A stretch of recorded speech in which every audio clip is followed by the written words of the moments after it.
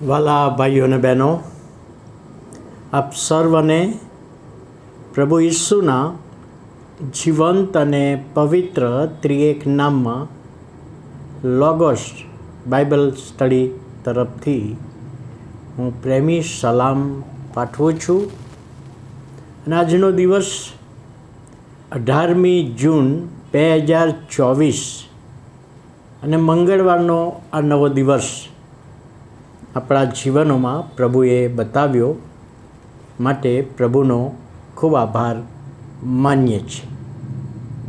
આજનું પ્રોમિસ એ ગીતશાસ્ત્ર તેનો 54મો અધ્યાય અને 7મી કલમ.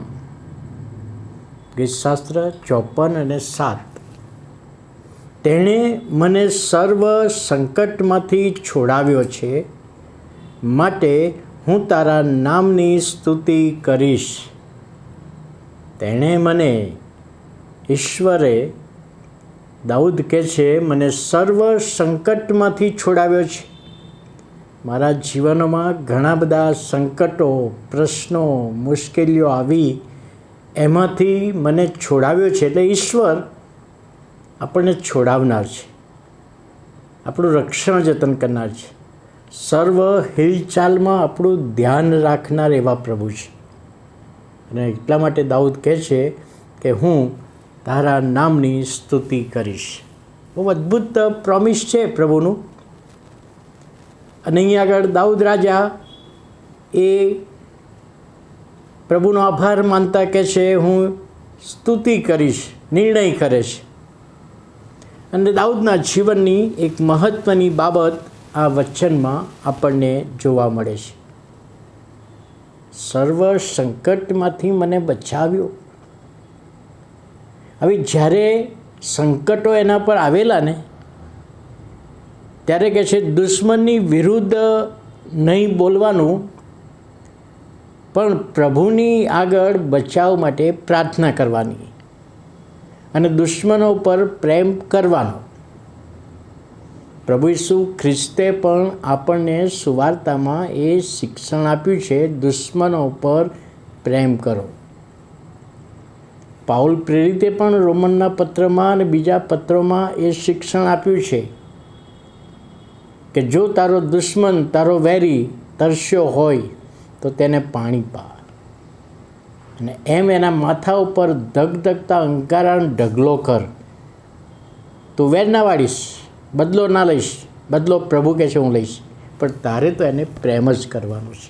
અને અહીં આગળ દાઉદે એ બાબત કૃત્યમાં કરી બતાવી. એક વખતે જ્યારે શાઉલ દાઉદની પાછળ પડી ગયેલો અને શાઉલ થાકી ગયો અને પેલી ગુફાના દ્વાર આગળ ઊંઘી ગયો. અને એવા સમયે દાઉદના હાથમાં એ આવ્યો. દાઉદના લોકોએ, સૈનિકોએ કહ્યું કે તારા હાથમાં આવ્યો છે તો મારી જ નાખ. તો એને ના પાડી. યહોવાનો અભિષેક છે, એના પર હાથ હું નહીં ઉગામું, એનો બચાવ કરીશ. પણ નિશાની તરીકે જબ્બાની કોર કાપી લીધી અને પછી શાઉલને બતાવ્યું જો તું મારા હાથમાં હતો, મેં ધાર્યું હોત તો તને મારી નાખ્યો હોત, પણ તું ઈશ્વરનો અભિષેક છે, માટે મેં તારા પર હાથ ઉગામ્યો નથી. અને જો સાબિતી રૂપ આ તારા જબ્બાની કોર મેં કાપી લીધી છે, તું સૂઈ રહેલો ને ત્યારે. એટલે અહીં આગળ દુશ્મનો ઉપર પ્રેમ રાખવાની બાબત તો બતાવે જ છે. પ્રાર્થના કરે છે, પ્રભુ તું મારો બચાવ કર. અને એટલા માટે કહે છે કે આભાર સ્તુતિ હું કરીશ, હું તેની સ્તુતિ નિરંતર કરીશ. હવે ઈશ્વરનો આભાર માનવા સંબંધી પ્રભુના વચનોમાં, બાઇબલમાં ઘણી બધી જગ્યાએ લખેલું છે કે ઈશ્વરનો આભાર માનવો જોઈએ, ઈશ્વરનો આભાર માનવો જોઈએ. પેલા કોડિયા બધા જ સાજા થાય, એક જ આભાર માનવા ગયો ને, તો પ્રભુ ઈસુ ખ્રિસ્તે કે બાકીના ક્યાં ગયા? આભાર માનવા સંબંધી પ્રભુનું વચન કહે છે. ને પ્રભુની પણ ઈચ્છા છે કે આપણે ઈશ્વરનો આભાર માનીએ, પ્રભુનો આભાર માનીએ. અને એટલા માટે અહીંયા કહે છે કે જ્યારે આભાર માનવાની બાબત, તે મને છુટકારો કર્યો છે, દાઉદ કહે છે, તે મને બચાવ્યો છે, જુદા જુદા સંકટોમાંથી તે મને બચાવ્યો છે, તો હું તારો આભાર માનું છું, તારી સ્તુતિ કરીશ, નિરંતર તારી સ્તુતિ કરીશ.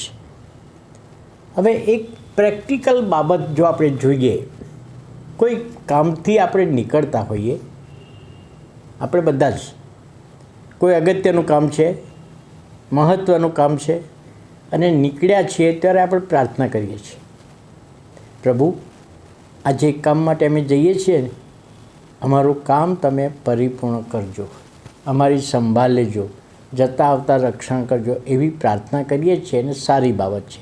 પણ પાછા આવીએ છીએ, એ કામ પતી ગયું છે, સહી સલામત લાવ્યા છે, ત્યારે પણ આપણે પ્રાર્થના કરવી જોઈએ કે પ્રભુ તારો